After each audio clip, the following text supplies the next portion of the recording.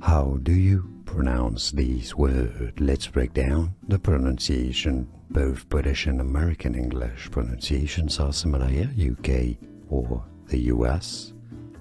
Damned, damned, damned.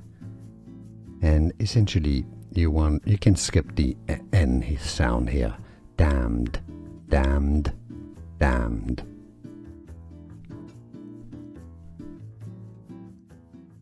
How do you pronounce these words? Let's break down the pronunciation. Both British and American English pronunciations are similar here, UK or the US.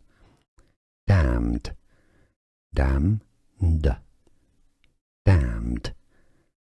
And essentially you can skip the N sound here. Damned, damned, damned. Here are more videos on how to pronounce more confusing words and names too many mispronounced. Like this video if you found it useful. I appreciate your support. I'll see you soon and thanks for watching.